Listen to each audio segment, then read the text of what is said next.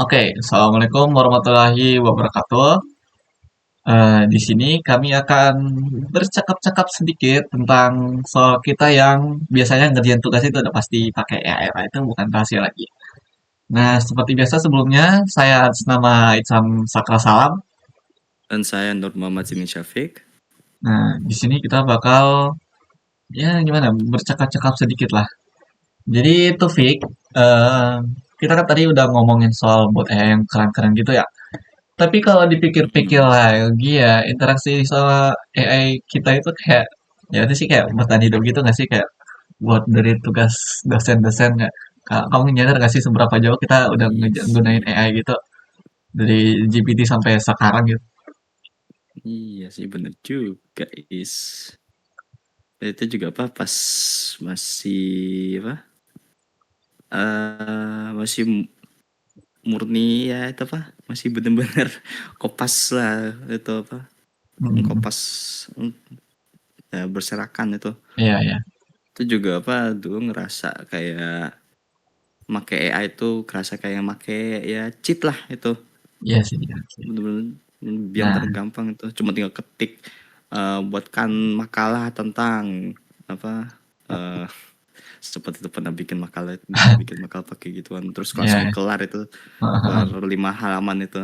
Iya, iya. Heeh. Nah, Uh, itu ini loh apa tapi makin kesini tuh ini apa gue juga sadar kalau implementasi AI-nya itu secara mentah-mentah itu malah jadi berbalik lah itu efeknya itu. ya, ya, ya, ya. Itu sih, kalau itu juga sih. Aku sih mau di sini mau sharing dikit lah pengalaman soal aku menggunakan AI ini buat nulis gitu.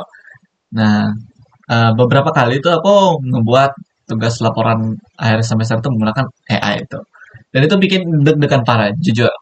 Aku hanya beberapa ganti dikit aja gitu. Pertama tuh kayak aku ngerasa kayak aku nge-generate satu bab itu pakai full AI. Nah, terus aku kayak baca sekilas, oh udah oke nih.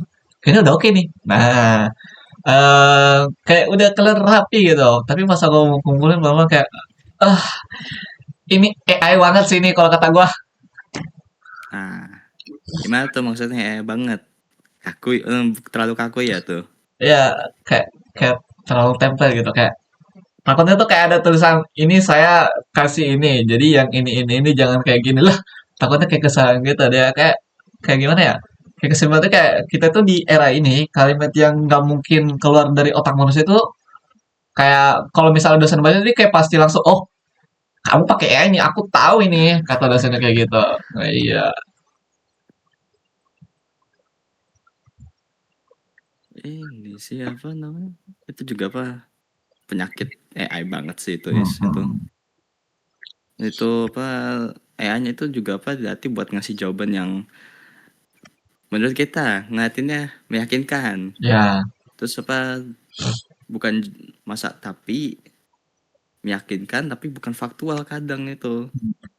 Itu juga apa pengalaman juga sih itu apa mirip itu. Tapi apa buat tugas coding itu ketahuan itu jadinya. ya, ya. Gimana tuh ceritanya kalau gue boleh tahu tuh? Kalau coding kan emang harusnya lebih pasti gitu biar tahu jalannya error apa enggak gitu. Nah, justru itu bahayanya tuh.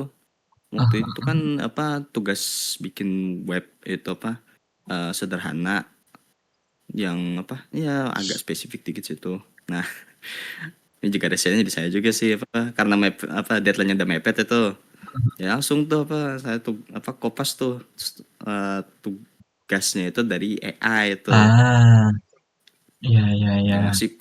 Dia ngasih coding panjang banget itu langsung Hmm. nggak bilang apalah langsung copy paste run malah error. Nah apa dibaikin lagi tuh errornya ke AI Hmm. ngasih coding baru error lagi. Nah gitu gitu terus itu sampai 2 jam dah pas Oh, dicek lagi itu apa eh eh, dokumentasi aslinya itu apa ya pelan-pelan itu baca dokumentasinya lagi lah iya. tuh. Nah ternyata AI-nya itu pakai library yang apa function itu udah apa, udah dihapus itu Ya, ya. di versi yang paling barunya itu. Heeh, Nah, heeh. makan aja itu. Nah, itu juga dia juga udah ngebuat lagi, oh iya, fungsi yang dihapus tuh jadi itu dibuat lagi tuh fungsi yang pakai nama baru gitu. Jadi sebenarnya tuh nggak pernah ada tuh di bahasa programnya itu. Nah, itu jadinya tuh AI-nya tuh halu itu, Oh, ya, ya. bikin fungsi sendiri biar codingnya itu kelihatannya kayak masih bisa jalan lah itu. Hmm, set dah. Itu mah kalau kata gue mah ya itu buang-buang waktu sih do buat benerin error yang dibikin sama AI yang lu prompt sendiri gitu. Nah iya, dari situ gue juga baru belajar tuh soal implementasi AI yang bener tuh kan tuh. Nah, AI itu juga nggak bisa dijadiin pembantu yang bisa ngerjain semuanya, tapi harus dijadiin asisten gitu atau Ya, tutor. Nah, sekarang tuh cara prompting gua tuh agak beda dikit mm, itu. Ya, lebih beda lah itu.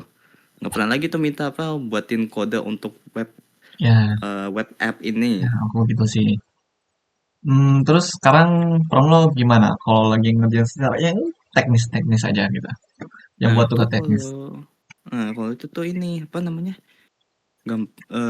Mesti dikasih konteks yang Ah, ya, bener-bener ya, aku juga. spesifik gitu. Hmm, Misalnya nih aku sedang belajar Python, kode di bawah ini tuh error di baris ke-15 ya, misalnya. Nah, jangan berikan jawaban kodenya langsung tapi jelaskan juga secara konsep kenapa ini error dan apa yang harus aku pelajari. Ya, nah itu hasilnya tuh jauh lebih bagus tuh. AI-nya hmm, tuh jadi tutornya itu bener-bener nge-guide lah itu. ya, Nah itu tetap ngetik sendiri itu, jadi logikanya masih masuk ke otak lah. Nah, kalau lu gimana itu? Kalau cara lu itu biar AI-nya itu ya bagus lah tuh buat nulis ya, tugas ya, lu ya. gitu. Kalau gue sih ya sama sih kayak lo kayak berubah total lah gitu. Nggak mungkin kayak buat kan saya web. Nah, nggak. Kalau sekarang tuh aku kayak pakai teknik yang namanya interactive prompting. Nah, aku jadiin AI itu buat Oh. sparring partner gitu, diskusi gitu. Misalnya tuh aku ada tugas buat bikin esai. Nah, aku tuh nggak minta dia buatin esainya. Nah, langkah pertama tuh aku kayak bertindak kayak coba dong jadi dosen kritis. Nah, itu kan ada beberapa tuh tugas tuh. Biasanya tuh kan pas presentasi di kelas itu kamu kan sering dengar tuh bertindak sebagai data scientist kayak gitu, ya kan? Nah, di sini tuh aku kayak buat contohnya nih, buat esai yang berdampak untuk sosial gitu. Nah, 3 poin utamaku ini kayak tolong buatkan aku kerangka berpikir yang logis dan beritahu apa aja yang kurang dari poin-poin aku gitu. Hmm. Jadi yang lu mau itu minta dikritik dulu ya tuh Ya, sebelum sebelum mulai nulis lah itu. ya, ya, ya, betul, betul. Hmm. Jadi dari outline yang aku kasih ini aku udah nulis paragrafnya sendiri dengan bahasa aku nih.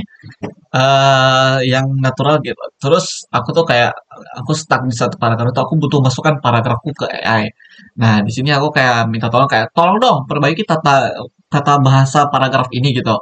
Nah, biar kayak ya lebih akademis aja gitu.